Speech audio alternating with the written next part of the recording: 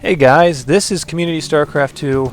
My name's Sidewinder. I will be your host and I will be casting this game, which looks like a custom game between DerekJCEX, I don't know how, we'll just call him Derek. He is the blue Terran here on the top side of the Shattered Temple.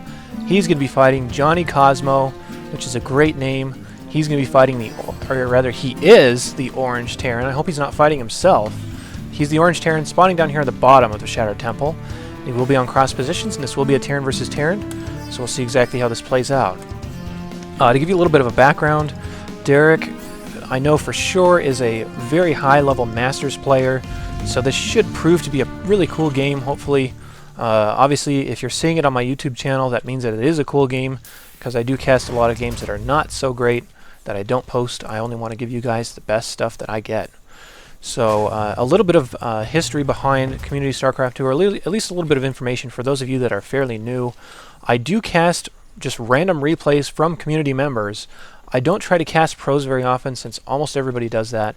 I will cast just members from regular players such as yourself if you're a StarCraft player, and if you have your own replays that are really cool that you want to show off and that you want me to cast, go ahead and send them to me.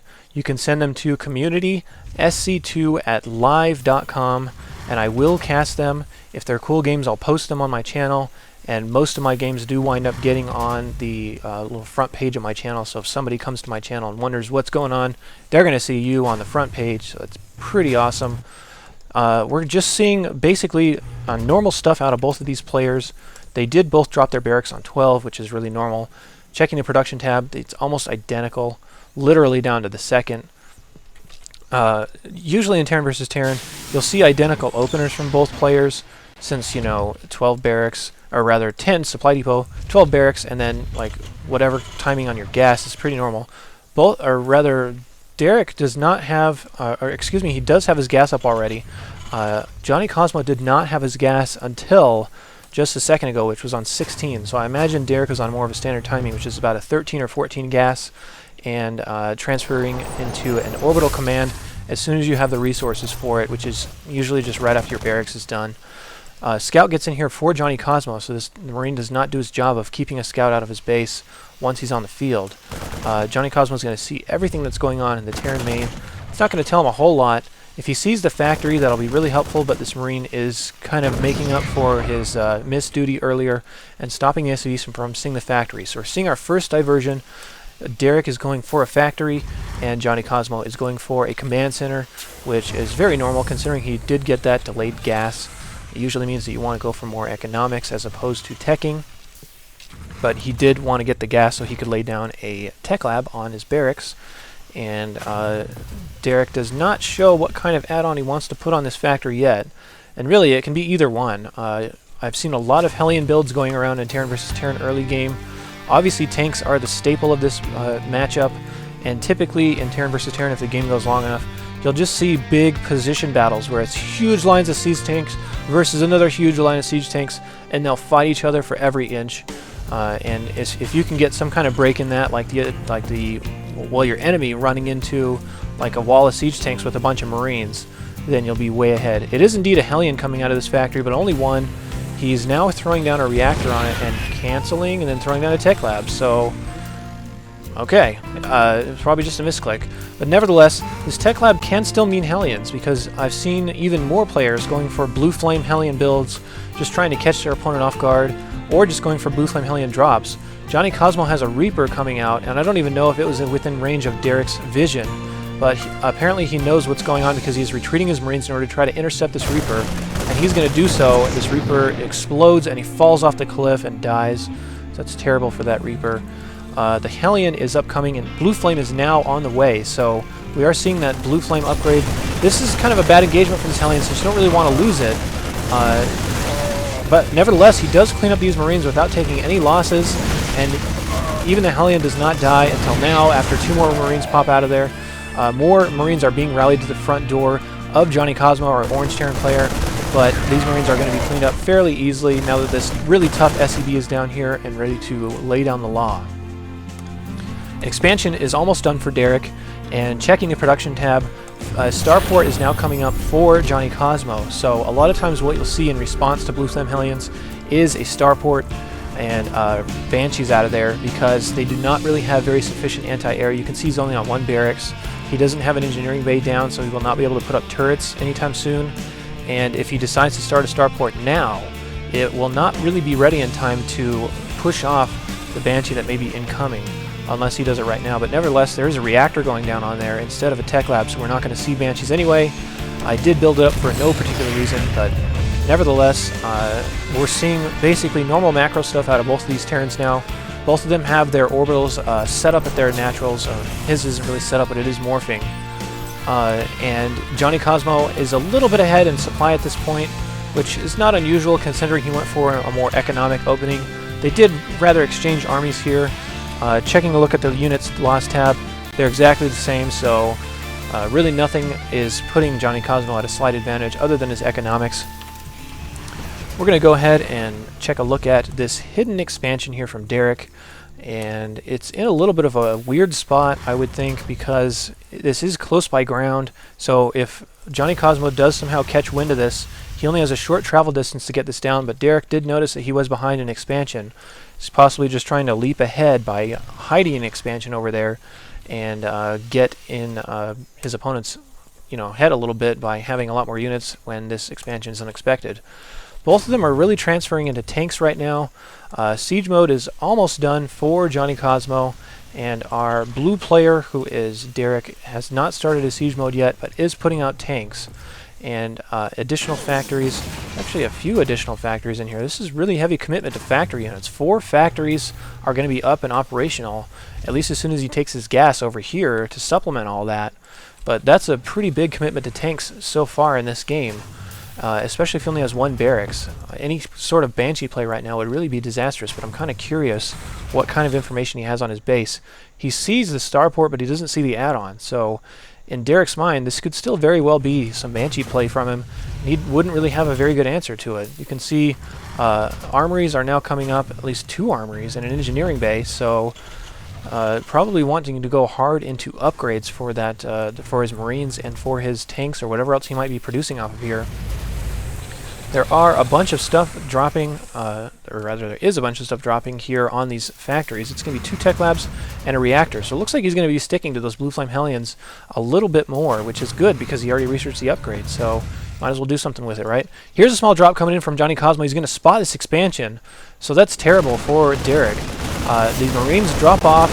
They're going to kill the Mule and the SCVs. His command center should make it out okay. He'll probably have to meet it right here with some SCVs to repair so it doesn't burn before it gets there. But nevertheless, Johnny is not keeping up on killing this orbital command as quickly as he possibly could. See him re-stim, get up in here and try to take that down. But he's just going to go ahead and redrop in the main and try to kill it on the other side. So pretty smart tactics here from JonnyCosMo. Over comes the Viking to shoot down this medevac and make this a one-way trip for these Marines. Derek's army is really nowhere to be found. Here come a few Hellions to try to clean this up. He does have a tank just sitting out here, probably on a lunch break or something. These Marines are going to town on these SCVs. They have a ton of kills. This is a really successful drop, and you can see JonnyCosMo is way ahead now in terms of supply. It's a really good harassment. You can see what a small drop would do, but here come the Blue Flame Hellions. They're going to roast up these Marines, and they hate being on fire because it usually means that they're dead. If he can get this command center repaired and possibly landed at a better spot, like over here at the 3rd, that would be a lot smarter decision. Sensor tower is now coming up for JonnyCosMo, which I don't think that we see enough. Sensor tower gives you valuable information to stop drops, which are very common in Terran versus Terran or Banshee play. And you can see there's even 2 turrets on the side here to stop any drops that might be coming in. If not stopping them, at least discouraging them from coming in. Derek is now floating quite a bit of minerals. He's now floating about 1,000 minerals, 400 gas. So he could be caught up in supply a little bit better if he wasn't supply blocked, for 1. But for 2, if he was finding a way to spend his minerals. There's a whole bunch of stuff coming down here, which is really weird, especially this upgrade. It's a high-sec auto-tracking, and that upgrade is going to be from your engineering bay.